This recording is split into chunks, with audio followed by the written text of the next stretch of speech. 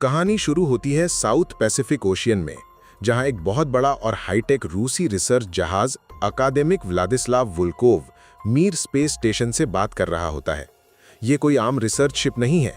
इसमें ढेर सारी साइंटिफिक लैब्स और टॉप लेवल की रूसी मशीनें लगी होती हैं, जो खास तौर पर स्पेस कम्युनिकेशन और डेटा एनालिसिस के लिए बनी होती हैं। अचानक गहरे अंतरिक्ष से एक अजीब सी चमकदार रोशनी मीर स्टेशन की तरफ बढ़ने लगती है। जहाज पर मौजूद साइंटिस्ट्स उस रोशनी को देखते हैं, लेकिन सोचते हैं कि शायद ये कोई नुकसान नहीं पहुंचाएगी। पर कुछ ही सेकंड में वो रोशनी बिजली जैसी ताकत से टकराती है और मीर के सारे सिस्टम्स को जला देती है। वहां मौजूद सभी लोग मारे जाते हैं। फिर वही रोशनी पृथ्वी की तरफ मुड़ती है। धरती पर वोल्कोव पर बैठे क्रू का मीर से संपर्क अचानक टूट जाता है। पहले उन्हें समझ नहीं आता क्या हुआ, लेकिन फिर उनके अपने जहाज के सिस्टम्स भी गड़बड़ करने लगते हैं। तभी एक बहुत बड़ा बिजली का झटका ऊपर से गिरता है और सीधा वोल्कोव की एंटीना पर लगता है, जिससे जहाज को बहुत नुकसान होता है। एक साइंटिस्ट नाडिया नोटिस करती है कि उनके कंप्यूटर सिस्टम्स किसी और के कंट्रोल में आ रहे हैं, डेटा चोरी हो रहा है और पूरी सिस्टम जैसे हैक हो चुकी है। पर इसके बाद क्या होता है, किसी को नहीं पता चलता। सब कुछ रहस्यमयी और डरावना हो जाता है। 7 दिन बाद हमें एक पुरानी और टूटी फूटी टग बोट सी स्टार दिखाई देती है, जो उसी खतरनाक समंदर में चल रही होती है। उसका क्रू एक भारी भरकम कार्गो जहाज को खींचने की कोशिश कर रहा होता है, और वो भी एक जबरदस्त तूफान के बीच। लहरें तेजी से टकरा रही होती हैं, पानी बार्ज में भरने लगता है और ऐसा लगता है कि दोनों जहाज डूब सकते हैं। इस टगबोट का कैप्टन होता है रॉबर्ट एवर्टन, जो एक जिद्दी और अंदर से टूटा हुआ इंसान है। जब क्रू मेंबर स्टीव बेकर उसे सलाह देता है कि लाइन काट दो ताकि कम से कम अपना जहाज तो बचा लें, तो एवर्टन मना कर देता है, क्योंकि उसने और उसके बेटे ने उस कार्गो में अपनी पूरी कमाई लगा दी थी। स्टीव उसे चेतावनी देता है कि अगर लाइन नहीं काटी तो सब डूब जाएंगे। तभी एवर्टन गन निकालकर सब पर रॉब डालने की कोशिश करता है। स्टीव उसकी धमकी को सीरियस नहीं लेता, लेकिन इससे पहले कि कोई बड़ा झगड़ा हो, टोइंग लाइन अपने आप टूट जाती है और कार्गो शिप समंदर में डूब जाता है। एवर्टन हार मानकर चुप हो जाता है और स्टीव उसे साफ साफ कहता है कि दोबारा कभी उसे धमकी मत देना। स्टीव और एवर्टन के अलावा क्रू में वुड्स, कीको, रिची, जूलियो और एक तेज तर्रार नेविगेटर केली फॉस्टर भी शामिल होती हैं। कार्गो खो देने के बाद वो लोग टगबोट को बचाने की कोशिश करते हैं और किसी तरह तूफान से निकलने की प्लानिंग करते हैं। अगली सुबह जब तूफान शांत होता है तो असली नुकसान नजर आता है। टगबोट में नीचे की तरफ एक बड़ा सा छेद हो चुका होता है और पानी अंदर आ रहा होता है। जल्दी रिपेयर का कोई तरीका नहीं होता, तो वो लोग रेडियो पर मदद के लिए कॉल करते हैं, लेकिन समंदर में बहुत दूर होने की वजह से कोई जवाब नहीं आता। इसी बीच उनके रडार पर एक बहुत बड़ा जहाज दिखाई देता है, वही वोल्कोव। क्रू कई बार कोशिश करता है उस जहाज से रेडियो पर संपर्क करने की, लेकिन कोई जवाब नहीं मिलता। फिर भी वो लोग उस शिप के पास जाने का फैसला करते हैं। उम्मीद करते हैं कि शायद मदद या कुछ ज़रूरी सामान मिल जाए। वो खामोशी अजीब लगती है, डरावनी सी, लेकिन फिर भी वो लोग आगे बढ़ते हैं। कैप्टन एवर्टन, जो पहले पैसे की बर्बादी से हार मान चुका था, जब सुनता है कि वो शिप शायद बिना मालिक के है, तो उसकी सोच बदल जाती है। समंदर के कानून के हिसाब से अगर कोई जहाज़ छोड़ दिया गया हो तो उसे पाने वाले को उसके वैल्यू का हिस्सा मिल सकता है। वो सब सोचते हैं कि वोल्कोव इतना बड़ा और हाईटेक शिप है, अगर ये सच में छोड़ दिया गया है तो हर बंदा करीब $4 मिलियन तक कमा सकता है। सब लोग ये सुनकर बहुत एक्साइटेड हो जाते हैं, सिवाय फॉस्टर के। फॉस्टर सोचती है, इतना एडवांस्ड शिप ऐसे ही क्यों छोड़ दिया गया। जब वो लोग वोल्कोव में अंदर जाते हैं तो अंदर का हाल बहुत बुरा होता है।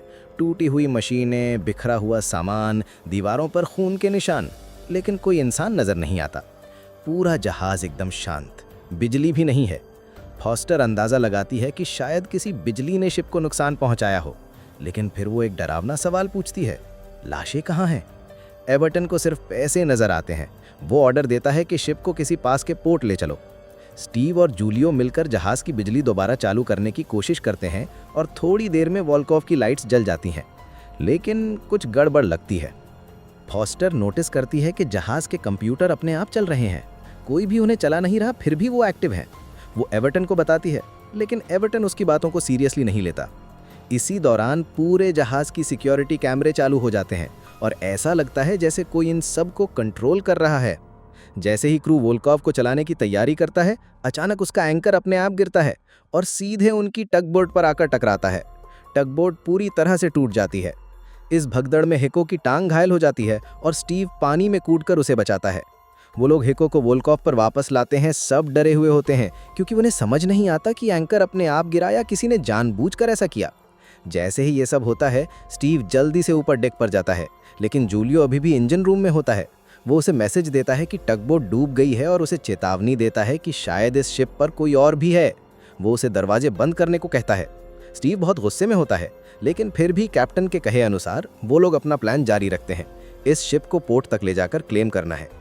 हिको को मेडिकल बे ले जाया जाता है, जहां फॉस्टर उसकी टांग का इलाज करने लगती है। लेकिन तभी कुछ अजीब होता है। कमरे में रखा एक लॉकर खुद ब खुद खुलता है और उसमें से एक मास्क पहनी औरत बाहर निकलती है और फायरिंग शुरू कर देती है। शुक्र है कि किसी को गोली नहीं लगती। स्टीव तुरंत मौके पर झपटकर उस औरत को जमीन पर गिराकर बेहोश कर देता है। जब कैप्टन को पता चलता है कि इस जहाज पर कोई जिंदा है, तो वो बहुत नाराज होता है, क्योंकि समुंदर के कानून के हिसाब से अगर कोई जहाज जिंदा आदमी मिल जाए तो वो अबैंडन्ड नहीं माना जाता। इसका मतलब अब ना कोई क्लेम, ना पैसे, ना मिलियंस। फिर जब क्रू उस औरत का बैग चेक करता है तो उसके अंदर कई हथियार मिलते हैं। अब सवाल उठता है, ये औरत कौन है और इसके पास इतने हथियार क्यों हैं? सबके दिमाग में बस एक सवाल था, इतने बड़े शिप पर सिर्फ वही औरत जिंदा कैसे बची? बाकी पूरी क्रू कहाँ गई? इसी बीच नीचे की तरफ रिची और वुड्स एक ऐसे कमरे में पहुंचते हैं जो पूरी तरह हथियारों से भरा हुआ होता है। रिची पहले आर्मी में रह चुका था। वो फौरन समझ जाता है कि ये जगह कितनी खतरनाक और सीक्रेट है। बिना टाइम वेस्ट किए वो जितने हथियार उठा सकता है उठा लेता है। आगे बढ़ते हुए वो लोग एक मिसाइल रूम में पहुंचते हैं, एक अजीब सा हाई सिक्योरिटी जोन जिसे देखकर वुड्स की हालत खराब हो जाती है। उसे बहुत डर लग रहा होता है। वो वहां से निकलना चाहता है, लेकिन रिची को तो सच्चाई चाहिए। उसे जानना है कि आखिर हुआ क्या था इस शिप पर। तभी अचानक एक अजीब सी मशीनी आवाज गूंजती है और एक छोटा सा इलेक्ट्रिक रोबोट उनके सामने से गुजर जाता है। रिची डर के मारे फौरन गोली चला देता है और उसे तबाह कर देता है। फिर वो लोग एक और कमरे में पहुंचते हैं, ऐसा कमरा जो उन्होंने पहले कभी नहीं देखा। हर तरफ मशीनें ही मशीनें जो अपने आप काम कर रही होती हैं। कोई इंसान नहीं, फिर भी वो सब कुछ बना रही होती हैं, जैसे किसी मिशन पर हों। कुछ रोबोट्स तो ऐसे लग रहे थे जैसे उनमें इंसानी शरीर का हिस्सा लगाया गया हो, जैसे कोई भयानक एक्सपेरिमेंट या सीक्रेट प्रोजेक्ट चल रहा हो। रिची तुरंत उस पूरे एरिया की मेन पावर बंद कर देता है, लेकिन कुछ सेकंड्स बाद ही सारी मशीनें अपने आप दोबारा ऑन हो जाती हैं। तभी एक छोटा सा नेल गन वाला रोबोट उन पर हमला कर देता है। रिची जैसे तैसे बच जाता है, लेकिन वुड्स के कंधे पर कील लग जाती है। डर के मारे वो दोनों फायरिंग करते हुए किसी तरह वहां से बाहर निकलते हैं। ऊपर डेक पर स्टीव अब बहुत घबराया हुआ होता है। वो सोचता है, अगर ये औरत जिंदा मिली है तो शायद और लोग भी हों। वो फौरन जूलियो को वार्न करता है, कहता है दरवाजे लॉक कर लो, सतर्क रहो। लेकिन तभी स्टीव का जूलियो से कनेक्शन कट जाता है। स्टीव को नहीं पता होता कि उसी समय जूलियो कंट्रोल रूम में कुछ तारों को फॉलो करता करता एक अंधेरे गड्ढे तक पहुंचता है। जैसे ही वो झुकता है, अंधेरे से कोई चीज उसे खींचकर अंदर ले जाती है। डेक पर स्टीव रिची और वुड्स को कंट्रोल रूम में बुलाता है, लेकिन जब वो वहां पहुंचते हैं तो वुड्स बुरी तरह घायल होता है और दरवाजा बाहर से वेल्ड किया हुआ होता है। जूलियो का कोई पता नहीं चलता। तभी उन्हें एक साया दिखता है और फौरन गोलियों की बौछार शुरू हो जाती है।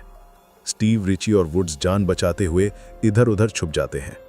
इसी दौरान वो नकाब वाली औरत नादिया होश में आ जाती है। वो वही साइंटिस्ट है जो हमें फिल्म की शुरुआत में दिखी थी। भूखी प्यासी, कमजोर, एक हफ्ते से अकेली जिंदा, वो बस खाना मांगती है। जब उसे कुछ खाने को मिलता है तो कैप्टन उससे पूछता है, तुम्हारे बाकी साथी कहाँ हैं? वो थका हुआ सा जवाब देती है, सब मर चुके हैं। और फिर वो बार बार एक ही बात कहती है, शिप की पावर बंद कर दो वरना सब मारे जाएंगे। कैप्टन चौंक जाता है, पूछता है किस चीज से खतरा है? तभी नादिया कहती है वो चीज मीर स्पेस स्टेशन से आई थी। कैप्टन को लगता है कि नादिया पागल हो गई है और वो उसकी बातों को नजरअंदाज कर देता है, लेकिन नादिया झूठ नहीं बोल रही होती है।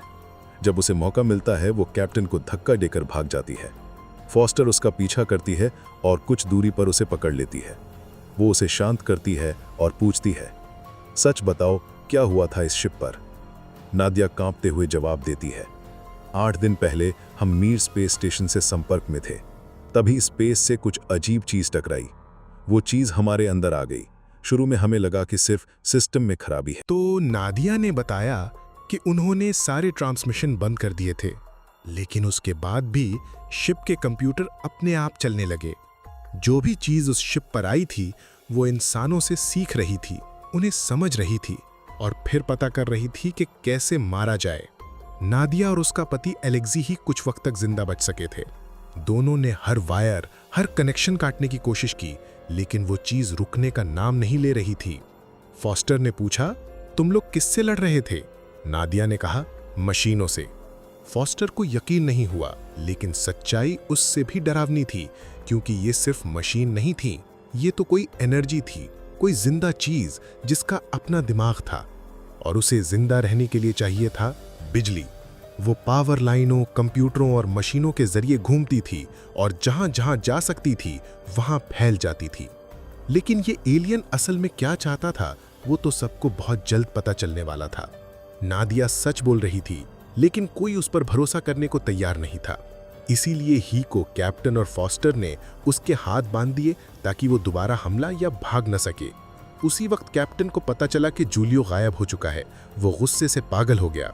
उसने नादिया पर बंदूक तान दी और चीखा, बताओ मेरा क्रू मेंबर कहाँ है?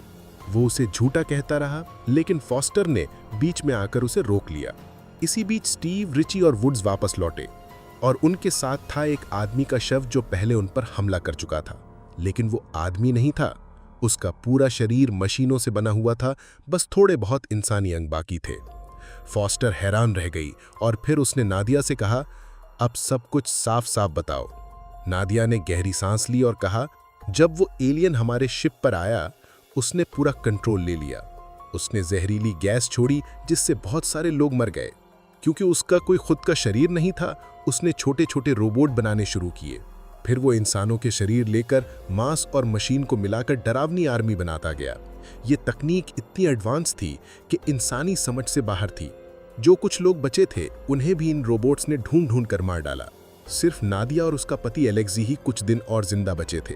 वो दोनों जानते थे कि अगर ये एनर्जी फॉर्म धरती पर पहुंच गई तो पूरी दुनिया का वही हाल होगा जो इस शिप का हुआ। और जो शव उनके सामने पड़ा था वो किसी और का नहीं, एलेक्सी, नादिया का पति था। लेकिन कैप्टन ने इस सब पर भरोसा नहीं किया। उसने कहा कि नादिया और उसकी टीम ही इंसानों पर घिनौने एक्सपेरिमेंट कर रही थी और अब जब सब गड़बड़ हो गया है तो वो झूठ बोल रही है। नादिया ने आंसू रोकते हुए बस इतना कहा, वो मेरे पति का शरीर है, मैं क्यों झूठ बोलूंगी?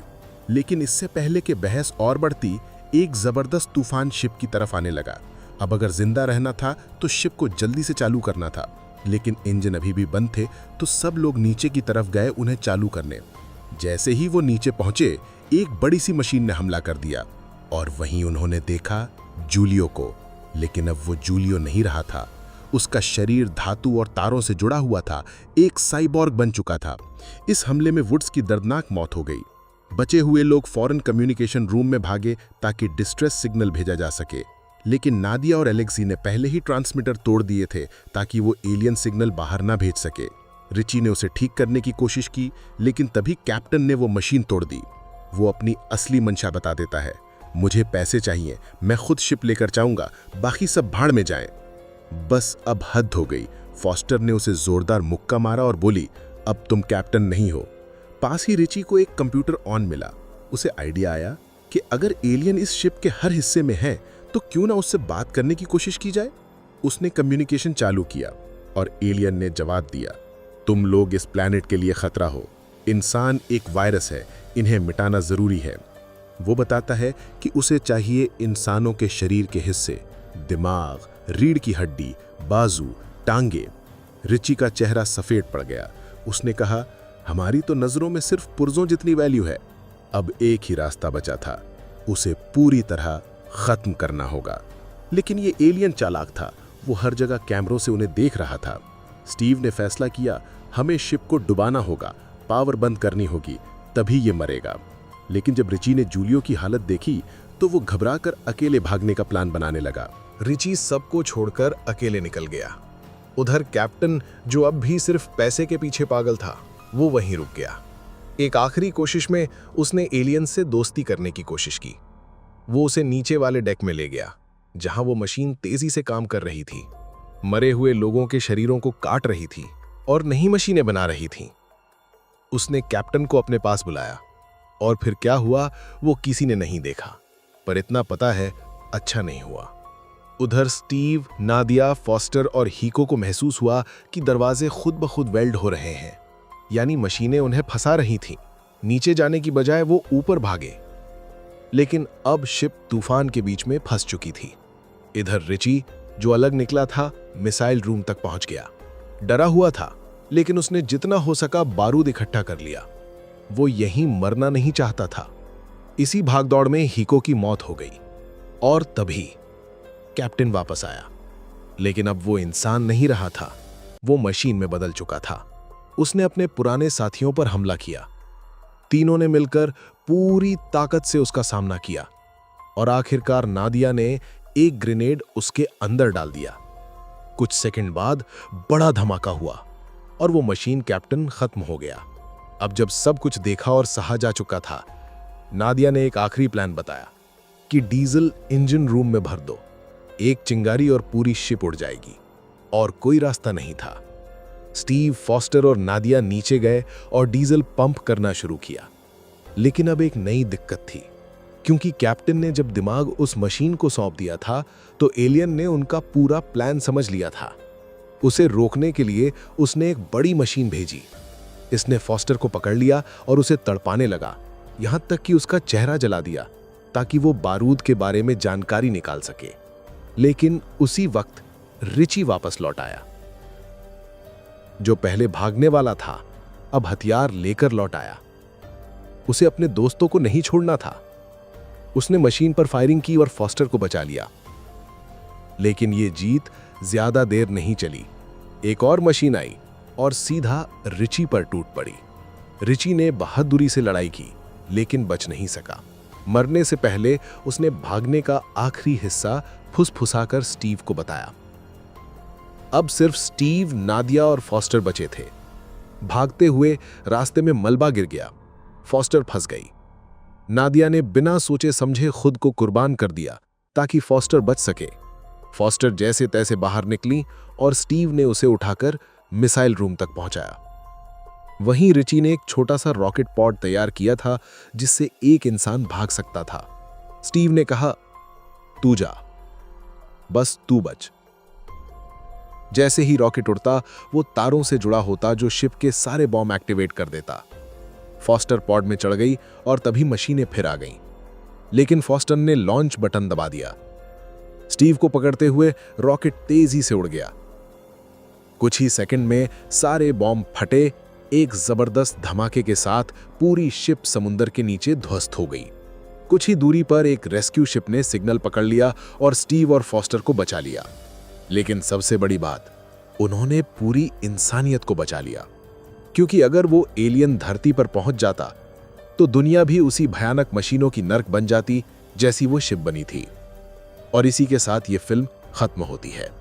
इस फिल्म का सबसे दिलचस्प हिस्सा था एक एलियन जो खुद कोई मशीन नहीं बल्कि एनर्जी था, जो मशीनों को कंट्रोल करता, इंसानों से सीखता और उन्हें पुर्जों की तरह इस्तेमाल करता। और जो बात इस फिल्म को खास बनाती है वो है इसके प्रैक्टिकल इफेक्ट्स। बिना भारी सीजीआई के रियल सेट्स और एनिमेट्रॉनिक्स से बनाए गए सीन जो इसे और भी रियल और डरावना बनाते हैं। आज अगर इसे फिर से बनाया जाए तो शायद वीएफएक्स ज्यादा हों, लेकिन उस पुराने काम का रॉ और डरावना फील आज भी दिल जीत लेता है। उम्मीद है आपको ये कहानी पसंद आई होगी।